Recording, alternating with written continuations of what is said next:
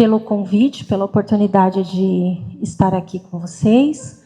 A equipe de gestão da escola me convidou para estar aqui, dentro da área que eu estudo, para tentar contribuir, tirar dúvidas para que a gente pudesse conversar.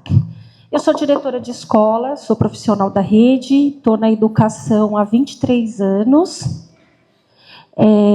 E, atualmente, eu exerço a função de diretora da divisão de avaliação, né? No meu percurso, como a maioria de nós, iniciei professora, fui para a coordenação escolar e o meu cargo hoje é de diretora de EMEF, né? Na divisão de avaliação, eu trouxe a Larissa para me acompanhar. Larissa é coordenadora da rede, foi para lá para ajudar a gente com essa comunicação com o pedagógico. Porque durante muitos anos, algo que é muito legítimo é que a rede retrata a frieza dos dados. Os dados, eles não são frios.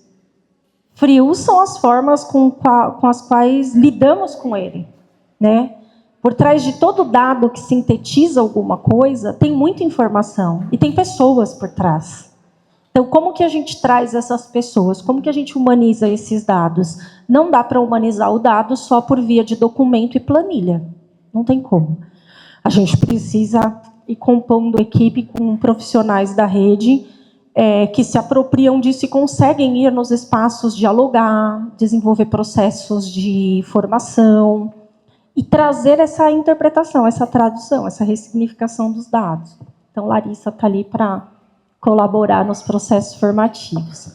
Se apresenta para eles, Lari. Lari é sabida, gente, modesta.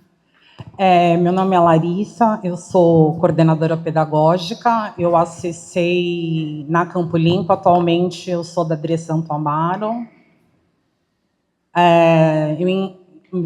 Quando a primeira vez quando eu ingressei, eu fui professora de História, fui POED, fui PAE, só não fui POSL. Mas todos as outras funções eu tive. Tive o prazer de trabalhar com a Michelle foi minha diretora, eu fui professora do filho dela. E eu tive uma trajetória de estudos em avaliação também. E nessa trajetória, hoje, estou aqui para compor a equipe para que a gente entenda esse uso pedagógico desses dados, né? Não tenhamos esses dados apenas que sejam para punição, enfim. É isso. Então, compõe a parte de formação da divisão de avaliação.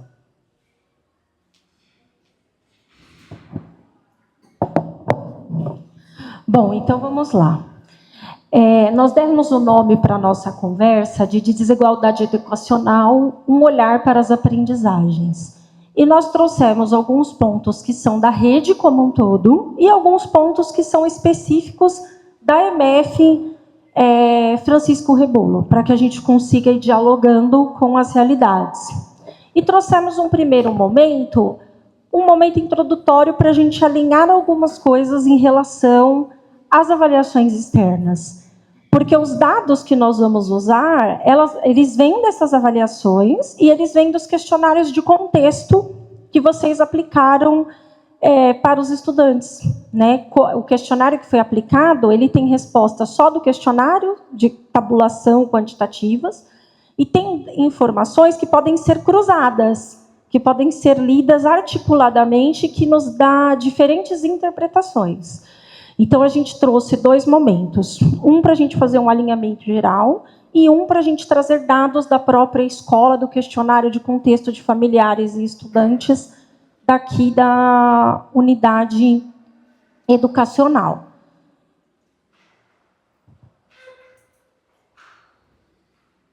Para a gente começar, no momento de alinhamento, eu pergunto ao grupo, né? E não é uma pergunta retórica, eu gostaria de verdade de ouvir vocês. Para vocês, o que é avaliar? Se vocês tivessem que definir em uma palavra, o que é avaliar? O que vocês diriam que é? Aferir, medir.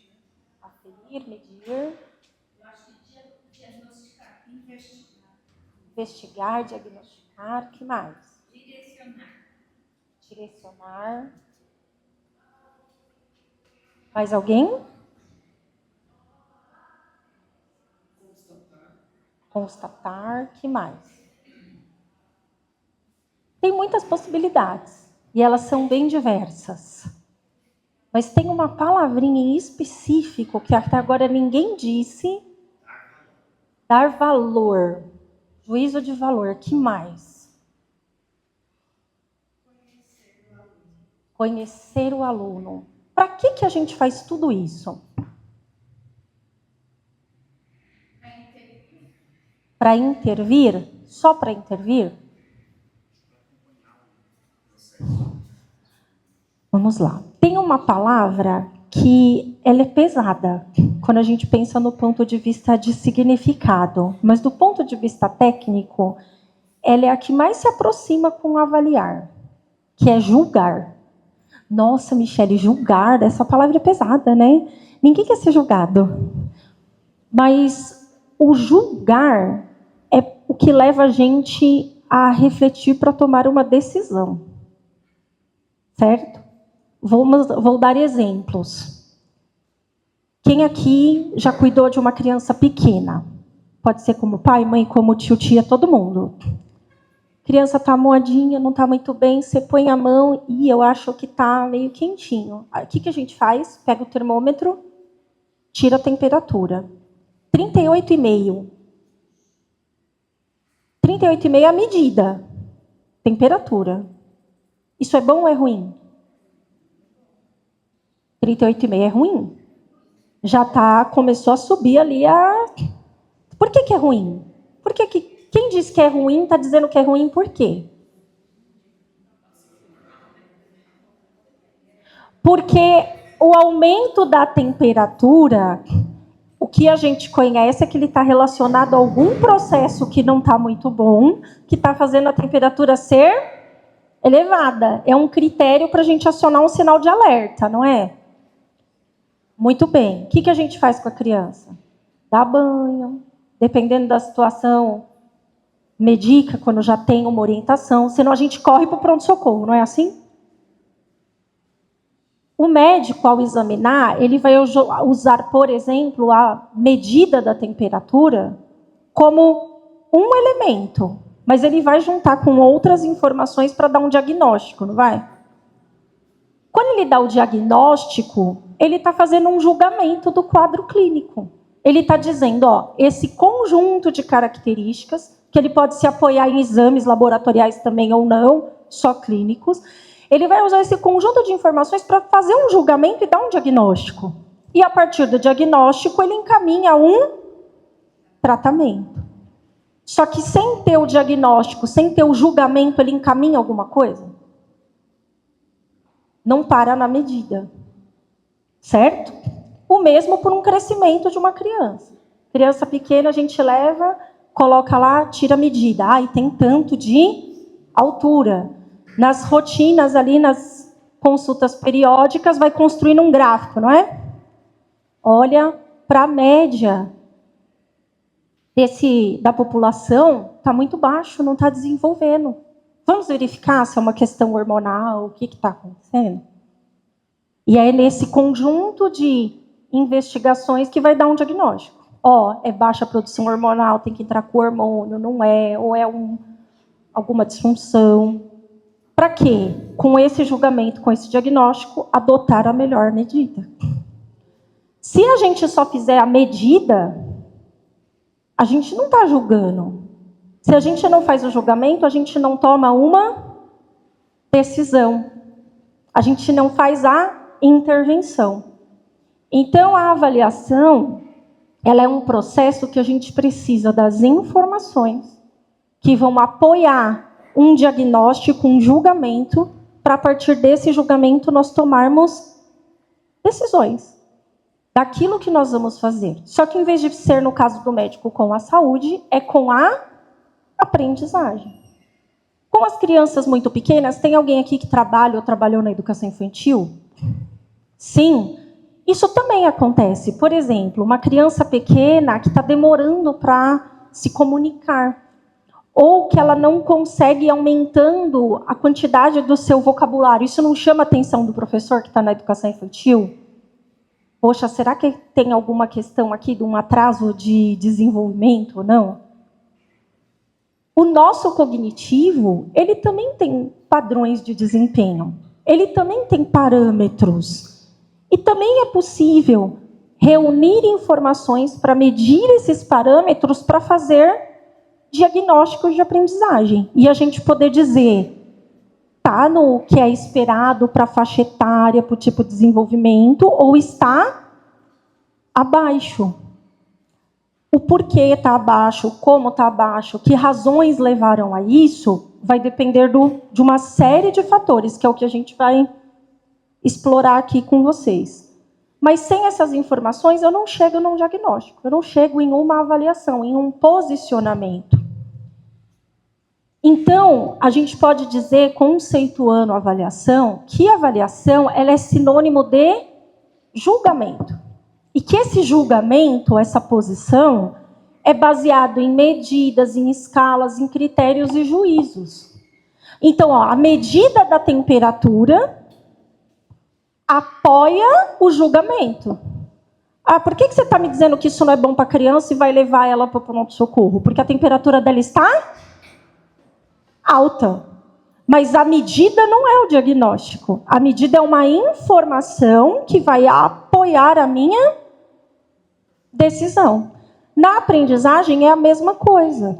A gente dizer, olha, esta criança é 540 na escala Saeb.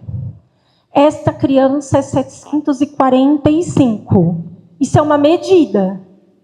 Isso é bom ou ruim? Para a gente poder dizer se algo é bom ou ruim, a gente tem que ter padrões de referência sobre isso que a gente está tendo.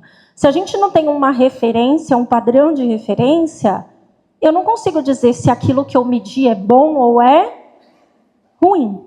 E é daí que são criadas o quê? Escalas.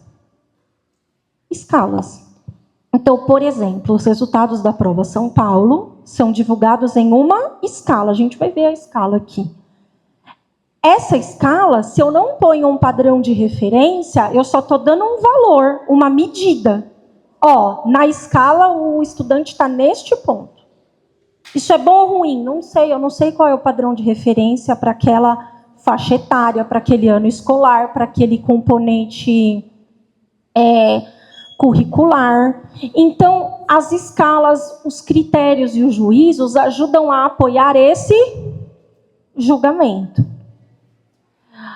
Esse julgamento, essas escalas e medidas, eles são criados com levantamento de informações. Eu preciso coletar informações para construir as medidas, escalas e os critérios.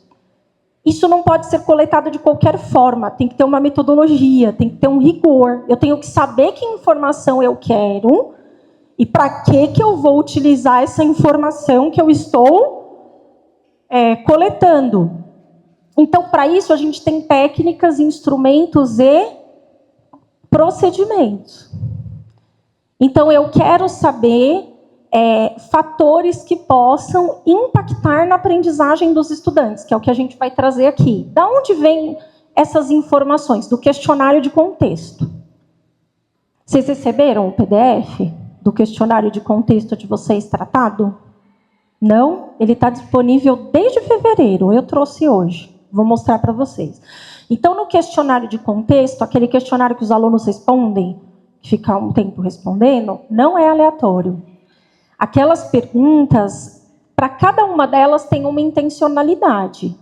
Essa informação eu vou levantar para quê? Com que outro dado eu cruzo essa informação para me indicar uma resposta de um problema que eu estou tentando responder? Eu trouxe aqui o da escola de vocês, para mostrar para vocês.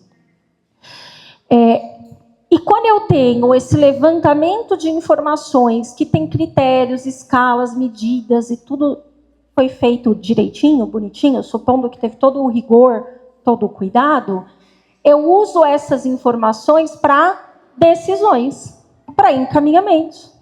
Encaminhamentos possuem consequências. Porque escolher olhar para uma informação e não fazer nada também é uma decisão. Também pode ter uma ação nociva. Não é só o fazer, o não fazer também. Então, aqui a gente tem um conjunto que, no nosso caso aqui, enquanto avaliação, a gente consegue ajudar até o ponto 2. Levantar informações, construir instrumentos com procedimentos adequados, com técnicas, criar as medidas, as escalas e divulgar esse material. Aí a gente entrega isso para as escolas e para a secretaria. Quem que vai tomar as decisões a partir disto? Cada uma das instâncias, SME, DRE, UE. Quando cada um pega o seu dado, a partir dessa leitura, a gente começa a olhar para o que um colega desse lado falou, as intervenções. O que a gente faz a partir desta informação? Esse aqui é o processo para se construir isso tudo aqui. Tá? Então, como que isso é construído? Michele, qual que é a relação de tudo isso que você está falando com o nosso trabalho, com a aprendizagem dos alunos, com a rotina deles, com as famílias, com tudo isso que a gente está falando, né? A gente tem uma política de Estado que anuncia o direito da educação, que é o currículo. O currículo ali é uma política pública. O currículo é o documento que vai expressar para uma rede o que se espera que um estudante, em cada etapa do seu desenvolvimento, cada etapa da sua aprendizagem, adquira de conhecimento, que lhe seja ofertado enquanto oportunidade intelectual, cognitiva e cultural. Mas não é só o conteúdo, ele também traz concepções e conceitos de como o trabalho deve ser feito para o estudante ter acesso a este conhecimento. Esse currículo ele tem conteúdos, processos, interpretações, experiências sociais, porque a gente tem o currículo formalizado no documento e o currículo oculto. Tem o PPP das escolas, tem um processo maior. Essa parte do que é comunicada e criada também nos PPPs da escola, fazem parte do quê? Do processo de ensino.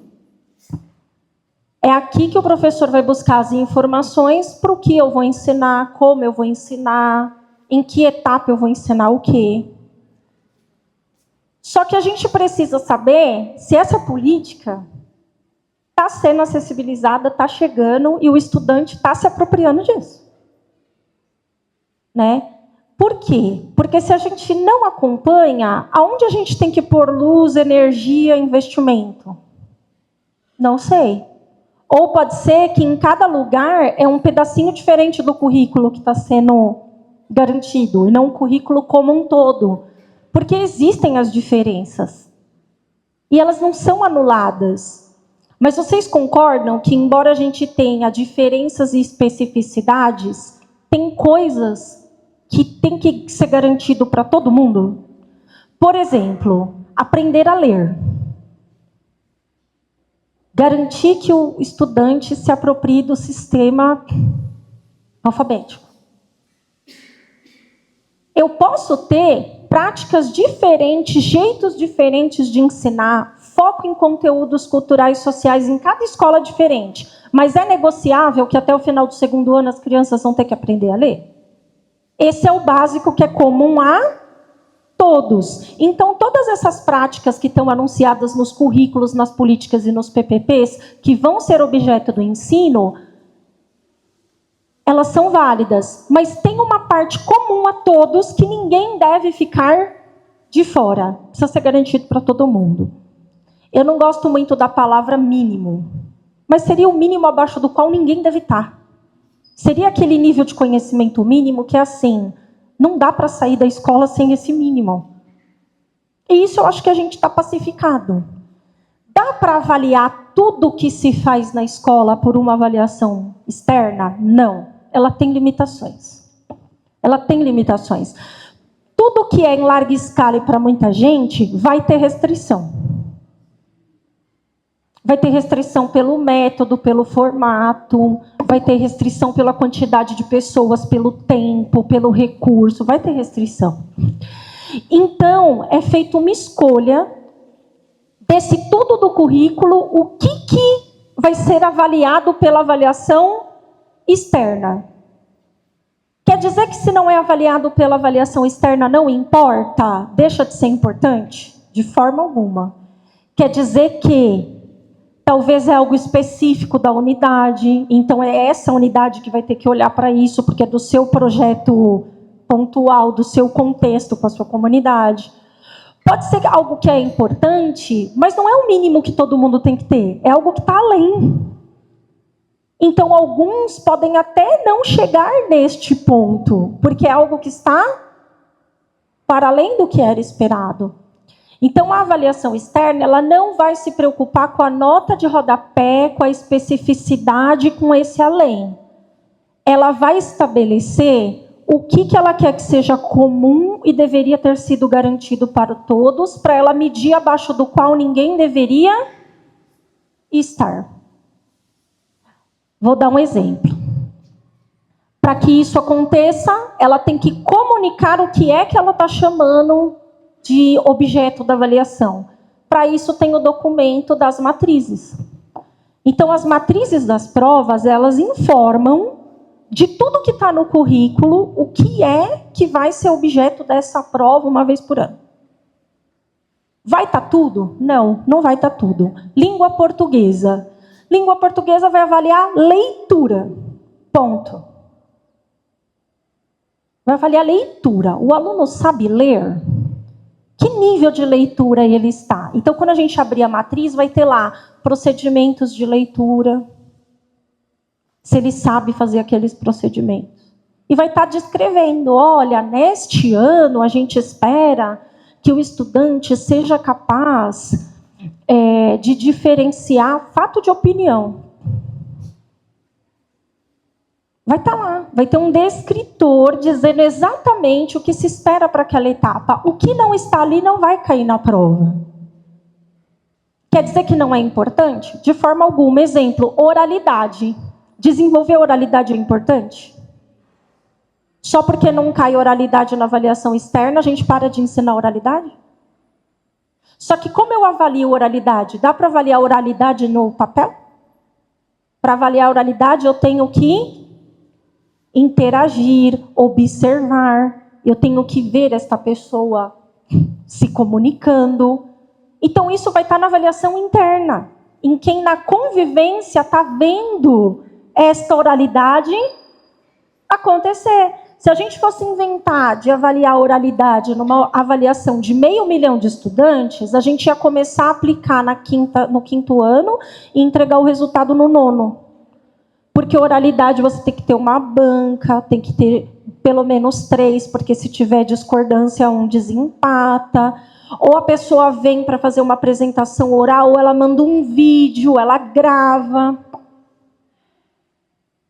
Imagina fazer isso para 500 mil de estudantes, cada um com um tempo mínimo de 12 minutos, e você olhar para 500 mil para dar um parecer desse. Então, existem conhecimentos que não estão numa avaliação externa em larga escala, não é porque eles não são importantes. É porque tem uma limitação do próprio instrumento, do próprio método, pelo tempo para divulgar o resultado, por uma série de restrições. Então, a prova externa ela tem um recorte.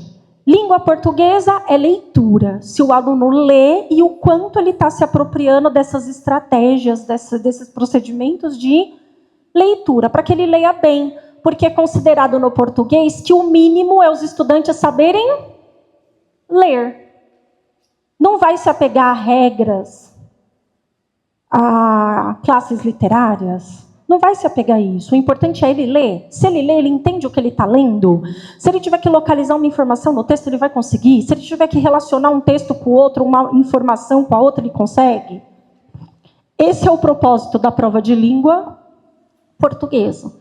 Quando a gente vai para a matemática, o recorte já muda. A matemática não tem os eixos da matemática? Os diferentes eixos vão cair na prova. os conhecimentos de cada um dos eixos, do espaço e forma, do tratamento da informação, dos números e operações. Só que com qual objetivo? Ao aprender esses conhecimentos matemáticos, o estudante consegue usar isso para solucionar problemas? Ele consegue criar um raciocínio matemático e operacionalizar isso para resolver uma situação cotidiana, por exemplo? Então é isso que a matemática vai pedir. Não vai pedir a matemática avançada da nota do rodapé. Nós estamos falando do ensino básico, da matemática básica. E em ciências da natureza e ciências humanas, tem pro de ciências da natureza e humanas aqui? Tem? Ciências da natureza e humanas, o objetivo da prova não é o estudante memorizar nome e data. Quem foi Martins de Sá? Não vai perguntar isso na prova. O que se espera ao ler um texto, analisar uma imagem, ver um mapa, se ele consegue identificar ali um fenômeno, um período histórico pelas características, se aquilo que ele está lendo ali tem relação com um problema social na comunidade no qual ele está inserido. Então, a ideia de ciências humanas e das ciências naturais é que, ao olhar o problema que está na tarefa ali do item, ele reconheça e saiba interpretar, relacionar com fenômenos históricos, geográficos, naturais. Então, é uma prova para o estudante que reflete e consegue associar as informações, pensar sobre aquilo.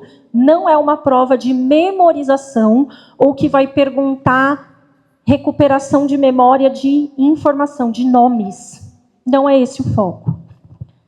Eu trouxe alguns itens da prova e esse material, mesmo que a gente não consiga encerrar, eu vou deixar o link com o diretor, vocês fiquem à vontade de fazer o uso, explorar, pode divulgar, tá?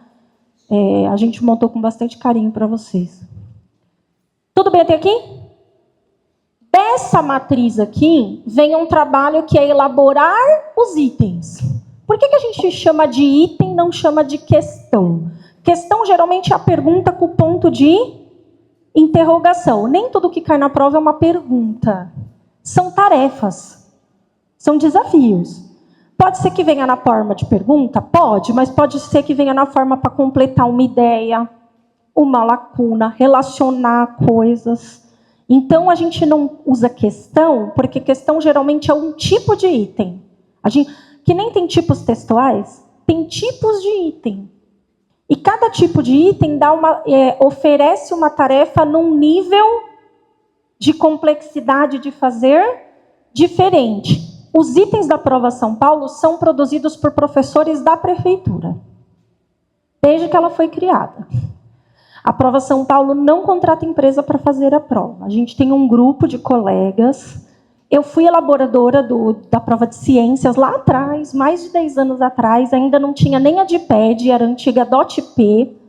Gente, quem diria que um dia eu ia dizer, olha, estou quase na 6ª parte, estou ficando antiga de rede, vai chegar a minha vez de ser a primeira da escala. O tempo passa. Então, eu fui elaboradora lá atrás de ciências, de itens de ciências. Foi assim que eu comecei a minha trajetória com a avaliação, aprendendo a fazer itens de ciências para colaborar na construção, na escrita da prova São Paulo. Aí hoje eu volto como diretora. Por que a gente não compra de fora? Primeiro, é muito, muito caro comprar. Segundo, você comprar, a pessoa elabora do ponto de vista da encomenda intelectual, mas ela está inserida nas nossas concepções, nas orientações da rede, no tipo de texto, de linguagem que a gente trabalha? Não. Quem é da rede, por exemplo, vai entender que determinadas palavras que da porta da escola para fora está tudo bem, na nossa rede a gente já estudou, já é sabido e não aceita mais. Então, não vai poder ter aquele termo na nossa prova, porque a gente já sabe que esse termo não é adequado. Certo? Quando a gente coloca quem é da rede, esse profissional teve contato com os nossos estudantes, com as nossas comunidades, ele conhece o nosso currículo, ele tem uma experiência de rede. É diferente para estar ajustado. Os itens são elaborados, são pré-testados e vão para um banco municipal. Nesse banco, nós pegamos os itens que vão compor o teste. O teste é o caderno de prova que as crianças recebem. Por que a gente chama de teste? As crianças estão sendo testadas. Eu não tenho como testar 500 mil alunos, na realidade, observar um por um ali na sala de aula. E eu preciso levantar, num tempo curto, muitas informações sobre eles. Então, o teste é um conjunto de itens que apresentam tarefas que são fictícias, porque ninguém vai na feira comprar 200 bananas. Quem quer comprar 200 bananas vai no CEAGESP. Né? Quando eu vejo ali, fulano foi não sei onde, comprou 500 melancias. Quem compra 500 melancias? Só quem vai revender, né? Então, as situações dos itens, elas são simulações, que a gente busca que seja o mais perto da realidade possível, né? Para não perguntar para o menino se ele foi na feira comprar 200 bananas. Só que são simulações para ele pôr em xeque ali, ao tentar resolver a tarefa, o conhecimento que ele adquiriu. Então, não é só o conteúdo. Às vezes, o tema do texto, o conteúdo, eu dei na sala de aula. Só que a tarefa que foi pedida para o estudante fazer com aquele conteúdo, ele não vivenciou ainda. Eu coloco 2 imagens e peço para que ele, comparando as imagens, responda. Ele desenvolveu essa habilidade de comparar imagens para resolver esse tipo de problema? Eu peço para esse estudante olhar para um texto e me dizer qual que é o fato, qual que é a opinião. Durante o percurso dele, ele aprendeu a distinguir fato de opinião e leu textos diferentes com fatos e opiniões para aprender essa tarefa? Então, muitas vezes o estudante não consegue bem na prova, não só pela questão do conteúdo, mas também por esse desafio do que fazer com o conteúdo. O que fazer do conteúdo está no currículo da primeira palavra de cada um dos objetivos de aprendizagem, que é o verbo. Só que às vezes a gente pega o miolo, que é o conteúdo lá, o objeto, e deixa o verbo de lado. Por que eu estou dizendo isso? Porque essa matriz, ela vem de um recorte desses conteúdos que estão no currículo. Então, quando a gente faz assim, o que está na prova não estava na aula, não tem nada a ver com o que eu ensinei. Tem algo de errado. Porque se a matriz é um recorte do currículo, por que o que está na prova não está no que foi ensinado? Porque durante muitos anos a gente nem usou a matriz da nossa rede como uma referência bibliográfica para estudar. Até pouco tempo nem se falava, olha para a matriz, vamos olhar para ela, é um documento que existe. Era uma discussão que não era feita, né? Montou o teste, aplica, os estudantes respondem. Com a resposta de cada estudante, a gente calcula a proficiência. Essa proficiência é o ponto que ele está na escala. Eu já vou mostrar a escala para vocês. Com esse ponto que ele está na escala, nós fazemos 2 tipos de relatório. Um que é de intervenção pedagógica, um que é de gestão.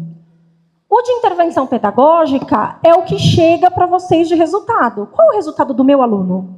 Da minha turma? Da minha escola? Quando eu abro a revista pedagógica e olho lá, mas o que pediu na prova e quantos conseguiram acertar, errar? Isso é o relatório pedagógico, certo? O relatório de gestão é quando a gente vai olhar para outros fatores, por território, por SME, aonde que ficou uma lacuna que às vezes não é uma característica do rebolo, é uma característica da rede. Da rede. Então, por exemplo, língua portuguesa, uma característica da rede do 2º ao 9º ano. Uma dificuldade que é generalizada. Textos multimodais. Tem pro de língua aqui?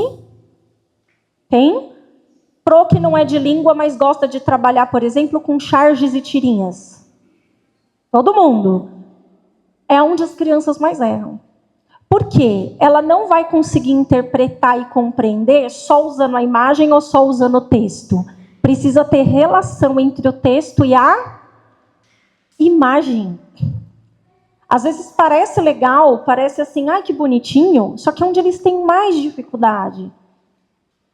Reconhecer efeito de humor e ironia no texto também é geral. Vamos pensar que um estudante chega no 9º ano e ele não consegue fazer essa leitura de textos multimodais e tem dificuldade com reconhecer efeito de humor e ironia no texto. É o estudante que, ao ler uma tirinha, não consegue dar risada sobre aquilo, porque ele não entende a piadinha. Percebe? Então, essas provas, essas tarefas, elas nos ajudam a chegar neste detalhe.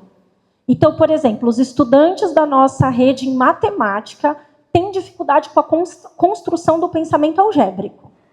Enquanto está tudo no concreto, na materialidade, a criança vai. Entrou na abstração, travou. Quem dá aula aqui no Fundi 1, não é verdade? Fundi 2 também. Não é uma dificuldade sair do concreto e ir para o abstrato, produzir essa abstração com as crianças? Professor de matemática, tem aqui? Pro de matemática? Como que é ir para álgebra no ensino fundamental? E isso é histórico. Quando eu pego os dados da prova, desde que a prova começou, tem essa dificuldade.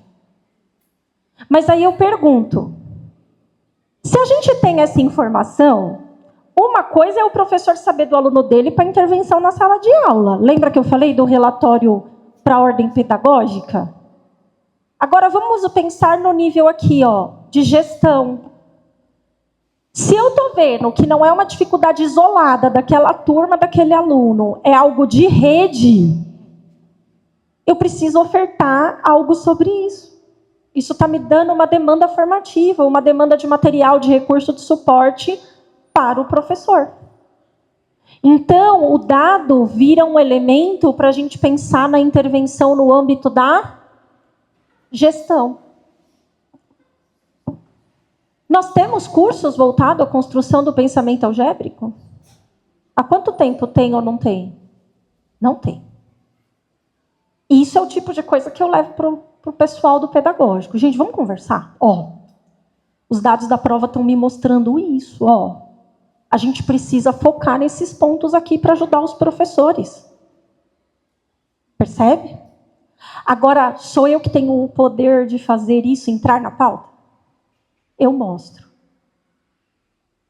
Voltando à analogia com o médico. O diagnóstico é esse, o remédio é esse. Não vou tomar, não acredito que faz efeito. É a mesma coisa o diretor, que eu sou diretora. A gente pode ir lá no grupo e mostrar um quadro com tudo maravilhoso.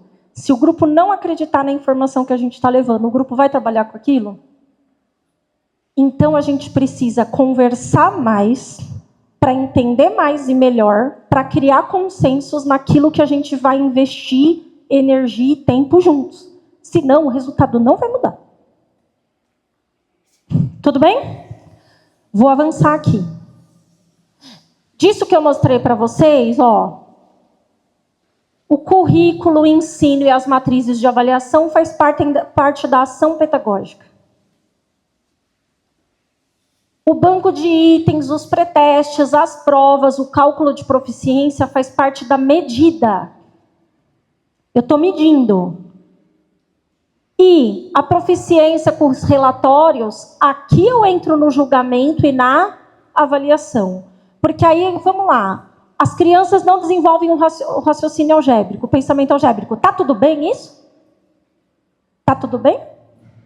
É um diagnóstico bom? Vai ficar assim? As crianças não estão sendo alfabetizadas dentro de um tempo adequado. Chegam no Fundamental 2 e não conseguem nem escrever um parágrafo. Tá tudo bem?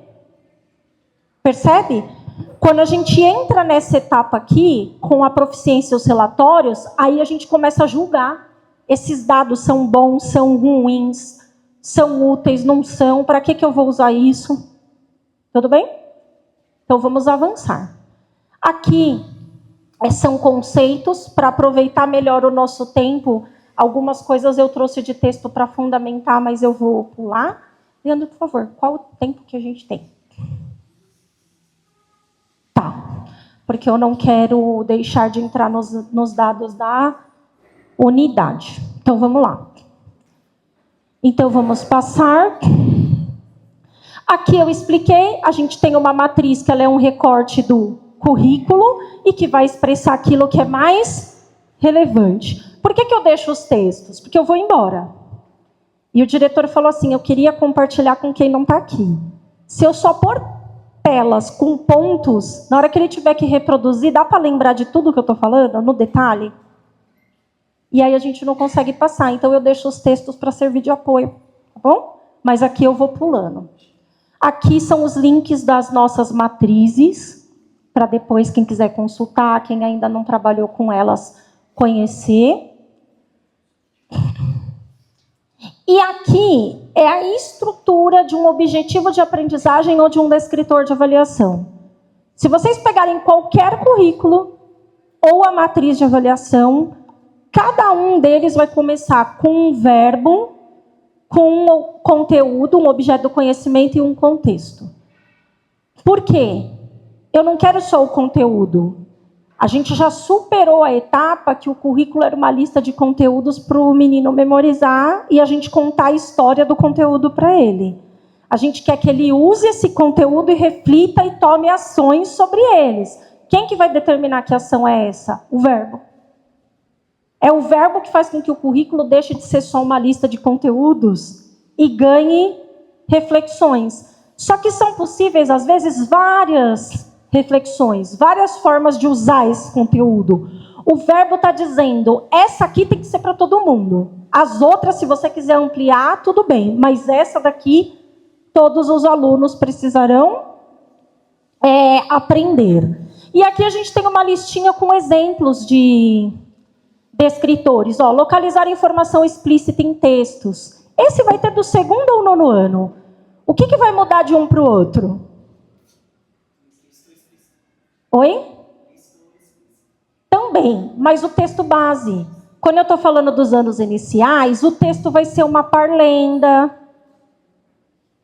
vai ser uma fábula, vai ser uma estrofe de uma poesia, vai ser um parágrafo.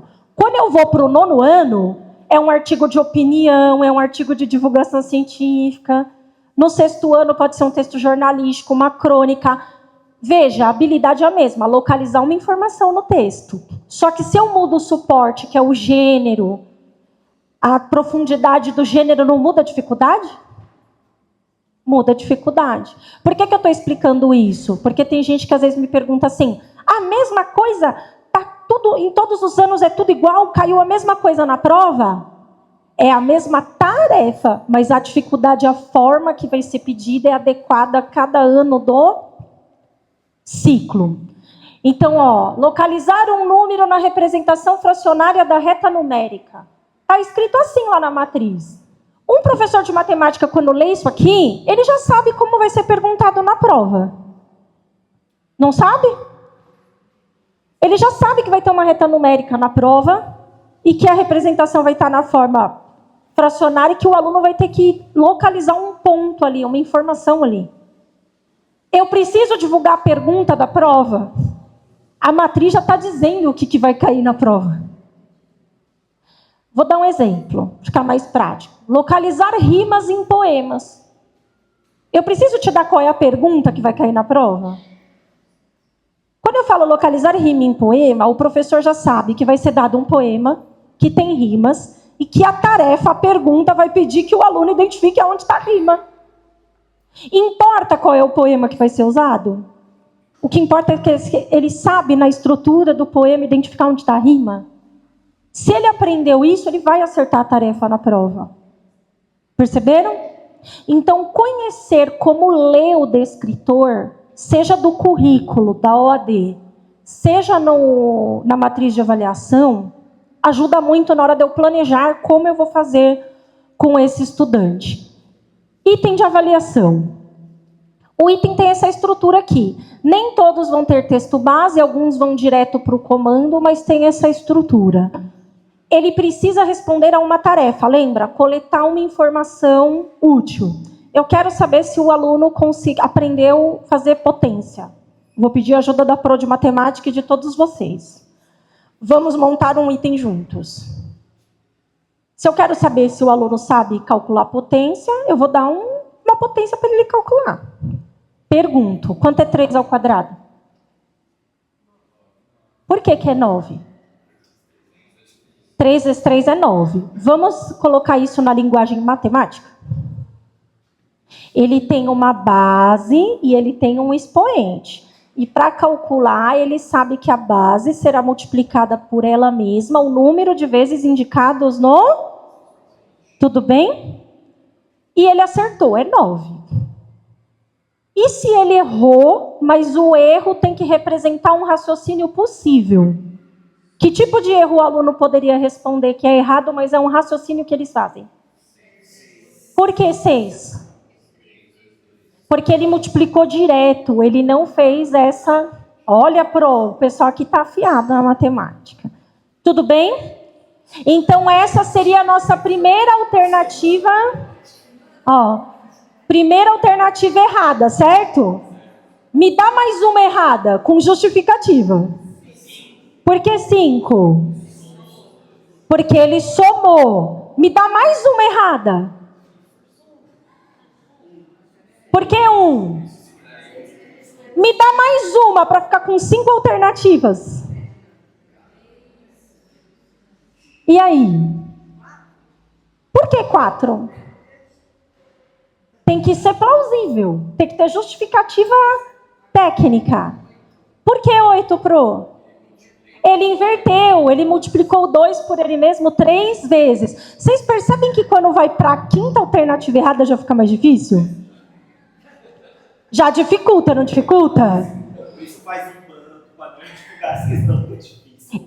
Isso! Aí vocês pensem que tem amigos de vocês, de português, matemática, ciências, história e geografia, que o trabalho deles é sentar na frente do computador, olhar a habilidade e falar: eu vou criar uma pergunta fácil, média, difícil para cada ponto da escala deste conteúdo, e para todos os itens eles têm que colocar a fonte do texto base e a justificativa pedagógica de cada alternativa.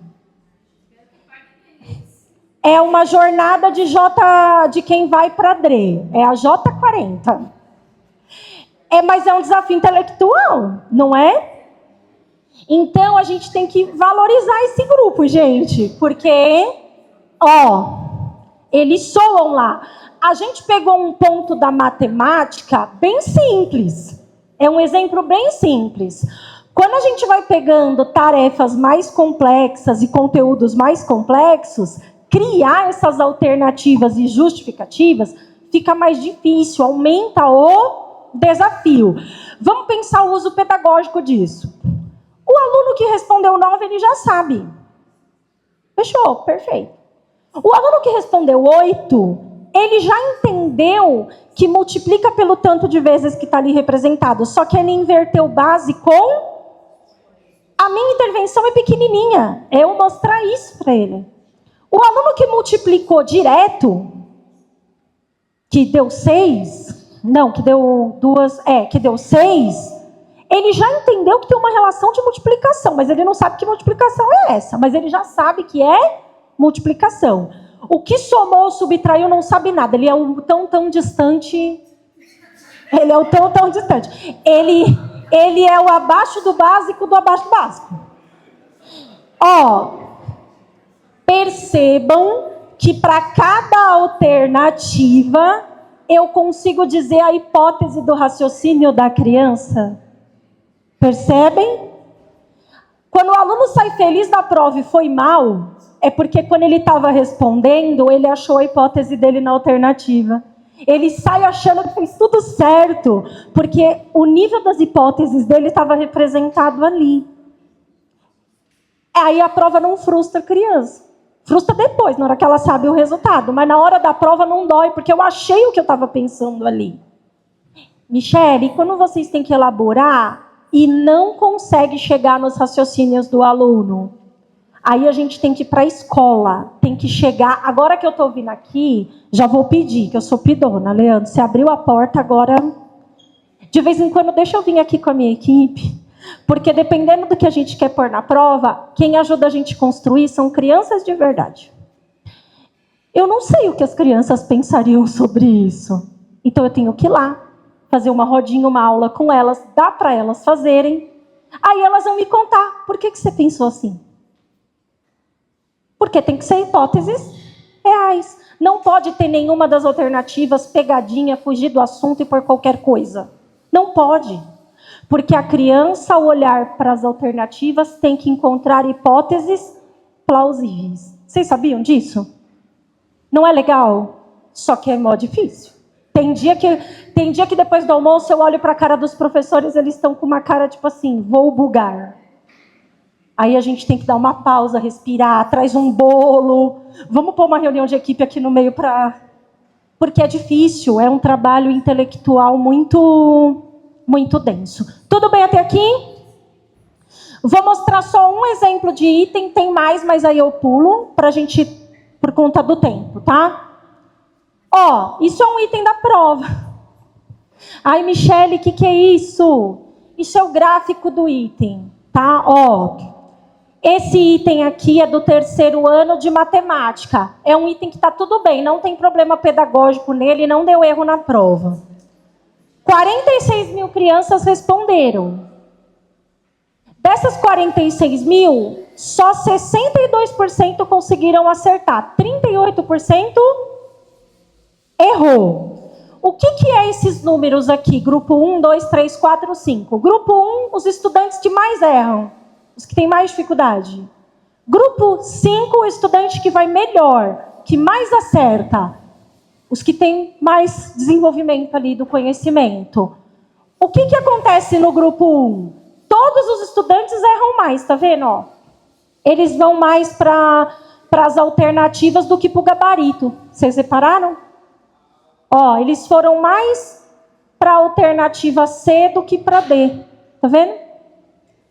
No grupo 5 já não. No grupo 5, que são os alunos que mais sabem, a maioria foi na letra D de dado. O que isso quer dizer? A gente analisa a população da prefeitura, não é só a escola. Se a população está se comportando desse jeitinho, mais erra quem sabe menos, mais acerta quem sabe mais, é porque está tudo bem. Agora, se quem sabe mais e quem sabe menos está tudo igual, tem algo estranho. Vai olhar a pergunta, será que não tem erro na pergunta? Pode acontecer. Se tiver erro na pergunta, essa pergunta é anulada e não entra no resultado do estudante. A gente elimina. Mas vocês devem estar querendo saber que pergunta é essa, né? Essa é a pergunta. Resolva a operação abaixo. 42 vezes 2. O resultado desta operação é 38% das crianças não conseguiram responder. Nossa Senhora! Mas não dá um baque? Agora pensem eu tendo que chamar o secretário de educação e falar assim, ó, os alunos do 3º ano não conseguem. 3º ano. Vamos ver um outro item, ó, rapidinho. Nesse outro, ó, 46 mil responderam, só 49% conseguiu acertar. E, ó, tá subindo, ó. Quem sabe menos acerta menos, quem sabe mais acerta mais. Ó a pergunta. Ana distribuiu igualmente 12 lápis em 3 caixas. Quantos lápis ela colocou em cada caixa? Aí a gente pensa que 51% das crianças não conseguiram responder essa pergunta. Essa pergunta precisa saber armar a continha? Não dá para fazer com desenho, com o dedo. 51% não conseguiu. Será que a prova está revelando algo para a gente? Será que a criança só consegue fazer com apoio? Sozinha ela não consegue. Mas nessa faixa etária, é o tipo de situação que ela deveria conseguir fazer sozinha? Ou não? Não, Michele, ó, tá pegando pesado para a faixa etária. Nessa faixa etária tem que ser com apoio mesmo. Aí a gente revê a prova. Mas tem casos que é nítido que era adequado para a faixa etária, para fazer com autonomia, e a gente tem um número expressivo de estudantes que não consegue. Vamos avançar. Michele, como que uma prova que é igual para todo mundo consegue dizer para a gente o ponto que cada um está. Tá? Lembra que eu falei da escala de proficiência? A escala é uma régua. Cada risquinho da régua, que seria os milímetros ou centímetros, tem um monte de tarefa ali. As tarefas são os itens. Eu vou lá e construo uma prova e dou para a criança responder. Ela vai acertar os itens até o nível da onde ela tem conhecimento, até onde ela está. Quando ela não tem mais conhecimento dali para frente, ela erra. Deu a doida, dei a senha para vocês abriram lá e pegamos uma criança aqui, vamos pegar 10 perguntas para dar para ela responder. Como a gente é bonzinho, do meio da escala para baixo. De 10, ela acerta 6. Olha o que acontece. Se a gente contar a quantidade de erros ou acertos, ela tem nota 6. Na escala, ela está na posição 200. A gente dá um lanchinho e fala, volta aqui para fazer mais 10. Não quis nem deixar embora para ela não estudar em casa. Para ela não ganhar conhecimento de um dia para o outro. Peguei mais 10, só que agora eu subi o nível. É a mesma criança. Só que dessas 10, de 10 ela acertou 2. Se for por erro e acerto, a nota dela muda, o resultado dela muda. Na escala mudou? Por que não? Porque na escala ela só avança quando ela consegue fazer as tarefas dos níveis mais. É pelo nível da tarefa que ela consegue fazer, não pela quantidade de pergunta que ela erra e acerta. Por isso que a gente usa escala e não quantidade de erro e de acerto. Deu para entender? Ó, aqui, pensa que o estudante, ele não é padrãozinho, né? Ele pode acertar uma que está num nível que ele não está, ó. Ele não está nesse nível, ele não domina o nível. Isso aqui pode ser o acerto ao acaso, que é o que vocês chamam de chute. Ou não.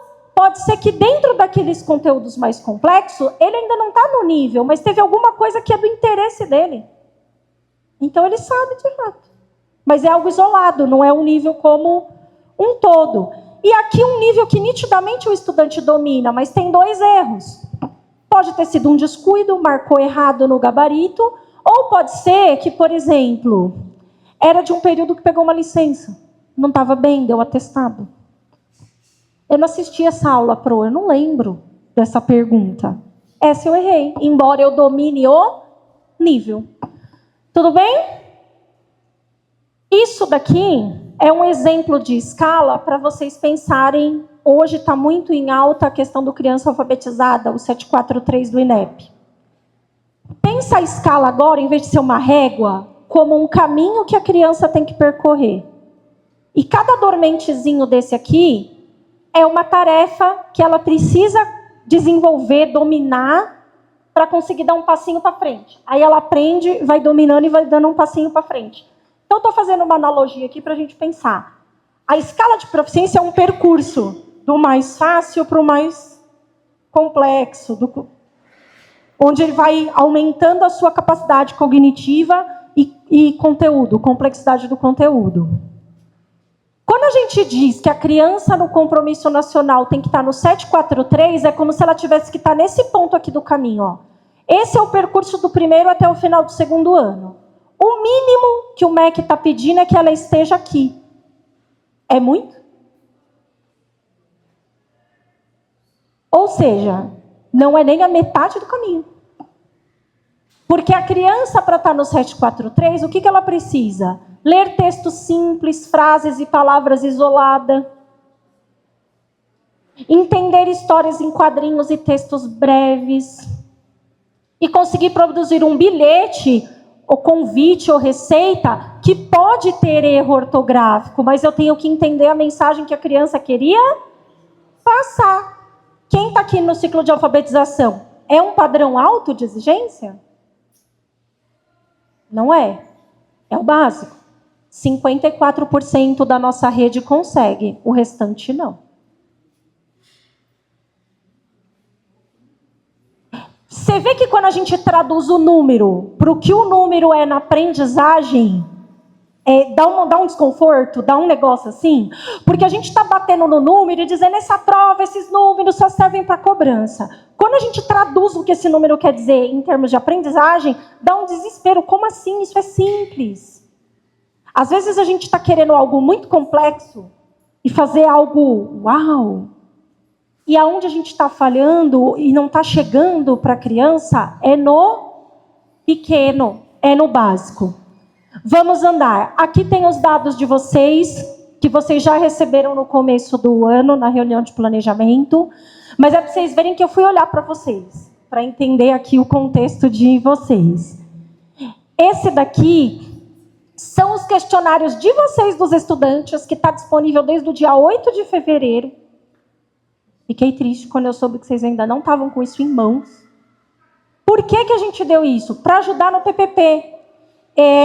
Eu li o PPP de vocês, o material do que vocês estão estudando, a gestão mandou para mim, agradeço, achei fantástico.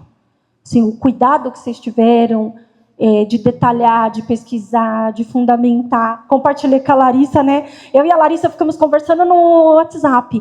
Nossa, você viu que bacana, olha o documento da escola, a gente ficou ali trocando figurinha. E ela, como que será que eles fizeram tal coisa? Porque vocês estão de parabéns mesmo, está muito bem feito, muito bem escrito. E para quem não está aqui no dia a dia, a gente consegue conhecer muitos detalhes da escola a partir do documento de vocês. Aqui está com o link. Então, se vocês clicarem, vai abrir o documento. Então, lá tem anos iniciais, anos finais, questionário de família, e já está com o gráfico montado e tabulado e quantidade de estudante. Para a escola usar, a gente já deixou de um jeito que não precisava a escola ficar tratando. Você printa ou copia e já cola no documento, tá? Aqui tem alguns elementos. Então, por exemplo, como que estão distribuídos os alunos raça-cor na unidade de vocês? Quantos alunos responderam ao questionário? Vocês tinham passado, acho que em torno de 200 alunos devolveram o de vocês, né? No da prova São Paulo, dos anos iniciais, 135 devolveram. Nos anos finais, 317. Então, aqui está dando 452. 452 devolveram. Tem um número bem expressivo, né? Esses dados aqui, como tem o link para vocês verem com calma o que vocês não viram, eu vou passar, depois vocês explorem. O que é importante daqui? A gente fez um estudo chamado Fatores Associados ao Desempenho Escolar. Aqui também tem o link para vocês explorarem. Fatores associados é quando a gente associa a resposta do estudante da família com a aprendizagem, para a gente conseguir entender qual fator interferiu na aprendizagem do estudante. Então, assim, tem diferença de aprendizagem por raça-cor? Tem diferença de aprendizagem por nível socioeconômico? Tem diferença de aprendizagem as atividades extracurriculares? Então, tem uma série de perguntas. O questionário da escola está nos links e no do estudo eu vou focar nos resultados, tudo bem?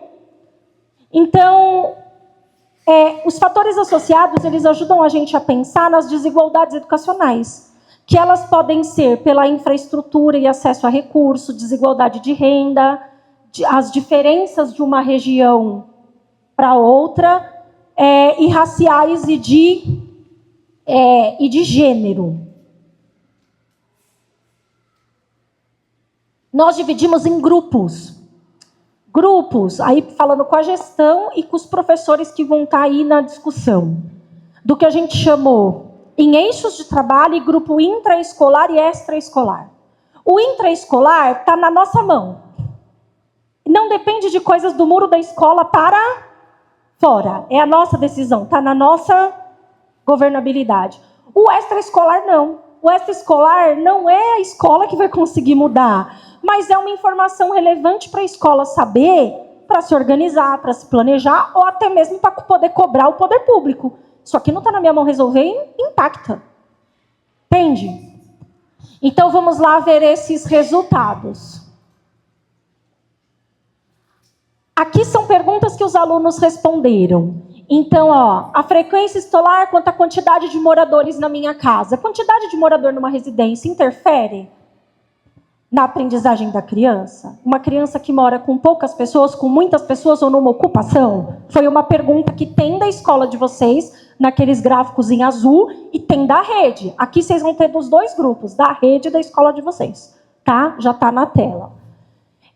Se o pai, a mãe ou quem cuida de mim, o meu responsável, tem nível superior, interfere na aprendizagem?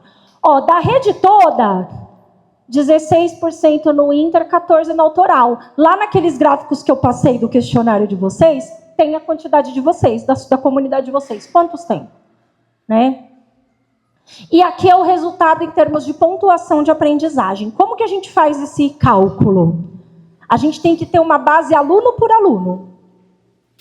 Aí a gente tem que olhar para a pergunta. Os estudantes que os pais ou quem cuida dele tem nível superior, separa dos que não têm. Faz a média. Quantos pontos de diferença de aprendizagem tem de um grupo para o outro? Percebe? Então, para cada pergunta, a gente tem que ir separando os grupos de aluno e fazendo a média para verificar se há diferença de aprendizagem de um grupo para o outro. Então, dá um trabalho imenso, né? Aqui, nível socioeconômico, interfere na aprendizagem? Muito. Se a gente comparar os estudantes do nível 3, 4, 5, 6 e 7 com o nível 1 e 2, nível 1 e 2 são os mais pobres. 6 e 7 são os mais abastados, que têm melhores condições. O nível 3 em relação a 1 e 2 tem de 2,1 a 3,8 a mais de proficiência. Quando a gente vai para o nível 4, já sobe de 5,4 a 7,9 pontos.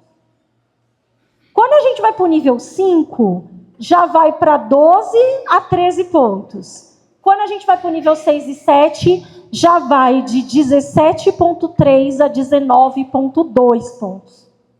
Ou seja, o nível socioeconômico interfere. Pessoas que moram na residência.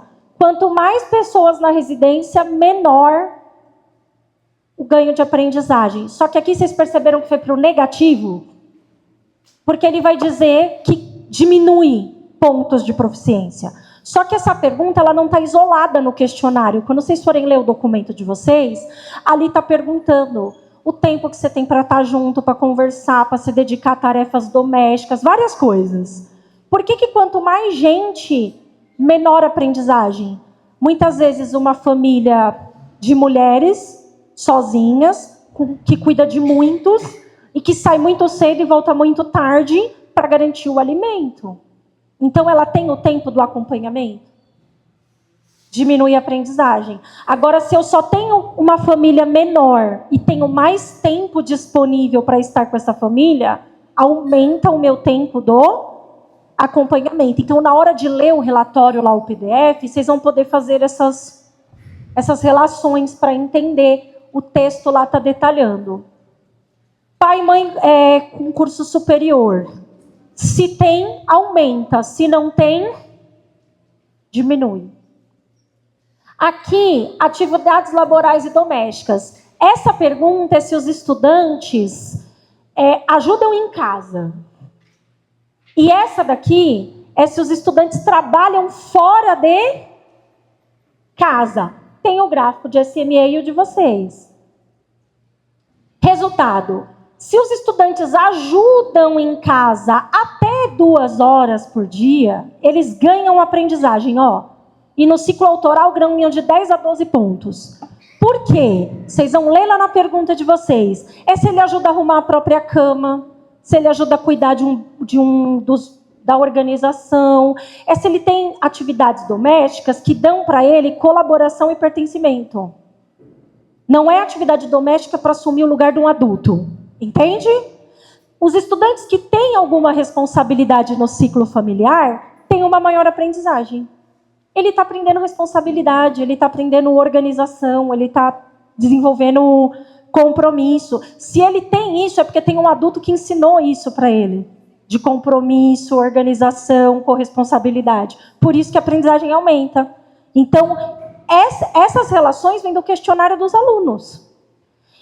E se ele trabalha fora? Aí já não é o trabalhar do colaborativo. É porque ele precisa de trazer a renda de alguma forma ou assumir uma responsabilidade que seria de um adulto. Só tem perda, ó. Estão vendo? A aprendizagem cai. Aqui, características do estudante. Raça, cor. Será que tem diferença de aprendizagem a partir da raça, cor? E gênero, né? Gênero e raça, cor. As meninas aprendem mais português que os meninos, mas não aprendem mais matemática. E aqui está a diferença em pontos de proficiência. Os que não quiseram declarar ou sem respostas, geralmente são os estudantes que não se identificam nem como menino, nem como menina. Esses estudantes têm perda, tá vendo? E por raça, os estudantes pardos em relação aos brancos têm menos de 1,9 a 5,3. Os estudantes pretos, menos 10 a 11 pontos. Ou seja, sim, os estudantes pretos e pardos estão significativamente aprendendo menos que os estudantes brancos. E esse dado é da nossa rede. Não é pegando pesquisa de fora, de outro lugar. Foi o dado dos nossos alunos. Atividades fora da sala de aula e dentro da sala de aula. Se o estudante tem horas de estudo, essas horas de estudo pode ser tarefa de casa, trabalho, se ele faz algum curso, estuda por conta própria. E se ele tem atividade extracurricular. E aqui é se ele faz alguma atividade de lazer. Será que dar tarefa de casa agrega na aprendizagem? Será que fazer curso extra agrega? E lazer agrega? E a quantidade de livros lidos? Nós estamos acima da média nacional. E a gente acredita nisso pelas salas de leitura, o programa Minha Biblioteca, porque na faixa etária deles é de 2 a 3 livros. E a nossa rede está bem acima disso. Né? Os nossos alunos, em sua maioria, estão de 3 livros para cima. Né? Olha aqui, gente, vamos lá. Os estudantes que estudam até 2 horas no contraturno, olha quantos pontos eles ganham no ciclo interdisciplinar e autoral. Bem significativo, né? De 8 a 13, 16 pontos. Tá vendo? Os estudantes que fazem algum tipo de curso, formação, de até 1 a 2 horas fora. E os que não fazem ou não fazem quase nada, só perdem. Lazer. De 1 a 2 horas de lazer. Olha quanto ter lazer entre 1 e 2 horas agrega de aprendizagem. Aí tem gente que fala assim, eu tenho só que dar aula. A gente não tem que ter passeio. Aqui, ó. Olha o passeio aqui, ó. Porque tem estudante que se a gente não oferecer, não tem a oportunidade. E os dados da rede estão mostrando o quê? Que aqueles que têm essa oportunidade semanal têm um tantão de ponto lá em cima. Então, principalmente quem atende as comunidades mais pobres, a gente precisa investir em lazer. Brincar, interagir. É o quesito, é o fator que mais agregou pontos. Nenhum fator bateu 20 pontos. Nenhum fator bateu 20 pontos. O lazer bateu. Porque no lazer a gente aprende regra, a gente aprende a conviver, a gente aprende a se organizar. A gente aprende a mediar conversas. Entender diferenças. O lazer é pedagógico. E isso esses dados são muito bons, porque tem coisas que vocês vão dizer, a gente já sabia. Mas a gente sabe pelo empírico, pela sensibilidade, pela prática. Saber pontuando e dizer quanto nos dá um argumento de autoridade. Nos dá um passo a mais para se posicionar em algumas coisas. Livros lidos, quanto mais livros lidos, maior o ganho da aprendizagem. Os que têm maior pontuação, livros lidos e lazer. Ou seja, tem caminhos, não tem, que a gente pode investir aqui? Não é só lousa que ensina. Tarefa de casa ensina? Aqui está perguntando para os alunos quantos professores dão ou não tarefa de casa. Se poucos ou nenhum, ou se a maioria dá. E aqui, se os professores corrigem essas tarefas ou não corrigem. Só dá o ponto e está tudo bem. Será que tem diferença de aprendizagem? Se os professores dão a tarefa de casa e não tem devolutiva, não tem correção, perde ponto. A aprendizagem dos estudantes que declararam que fazem tarefa sem devolutiva é esse tantão de ponto aqui menor que os demais. Só que se eles têm devolutiva, aumenta a aprendizagem. Então, quando a gente dá uma tarefa, se a gente quer que ela influencie positivamente para o ganho, tem que ter correção e devolutiva. Mas eles dizem que mais de 60% dos professores corrigem e dão uma devolutiva.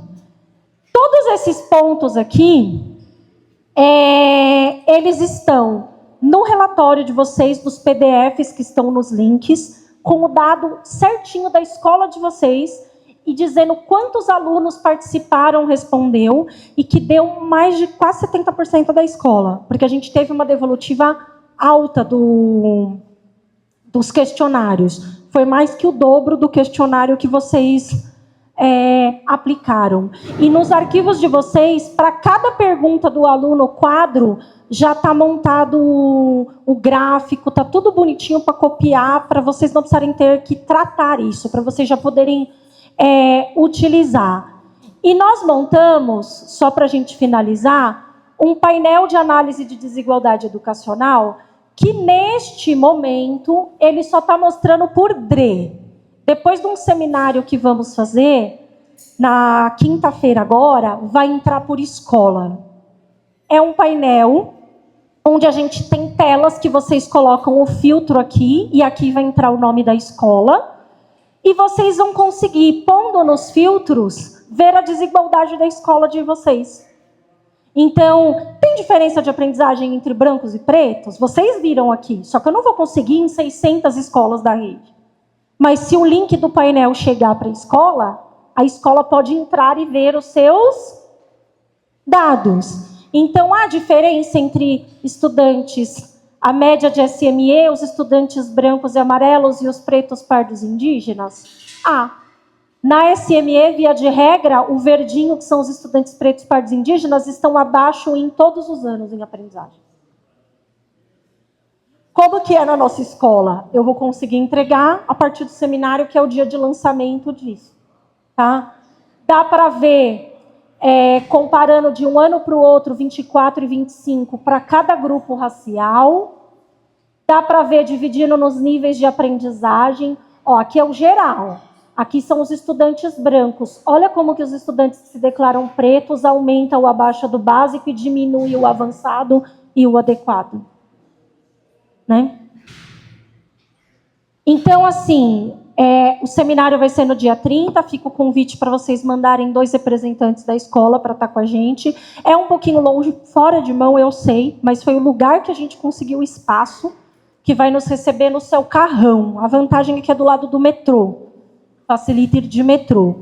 Nesse seminário, nós vamos falar das desigualdades em SME como um todo. Então, eu não vou levar o questionário da SME como no PowerPoint. Aqui eu vou deixar para vocês o da escola de vocês já tudo tratado. A gente vai falar do estudo da rede, quais são as médias da rede, e fazer o lançamento desse painel e entregar para os regionais. E aí, nos próximos dias, as escolas já recebem podendo clicar e ver o seu dado. Do 2º ao 9º ano, você pode filtrar cada ano e ver as desigualdades, esses dados todos tabuladinhos, né? E a gente acredita que vai ajudar bastante. E o objetivo o dado da prova não acaba nele mesmo. Ele não é um fator isolado. ele está ligado a outros fatores. E a gente precisa estudar isso, entender esses fenômenos, para que a gente consiga intervir. Só que o que a gente também precisa pensar, que, embora esses fenômenos interfiram, eles não impedem a aprendizagem. Mesmo o estudante que está passando por N dificuldades e que está inserido em contextos, ele tem condição de aprender. Como que a gente reúne essas informações para potencializar a possibilidade de aprendizagem para garantir a aprendizagem? Espero que tenha feito sentido, que colabore, fico à disposição para responder as dúvidas e também à disposição da escola para outras ações, o que vocês precisarem, para a gente melhorar o que a gente tem feito e atender vocês. Obrigada.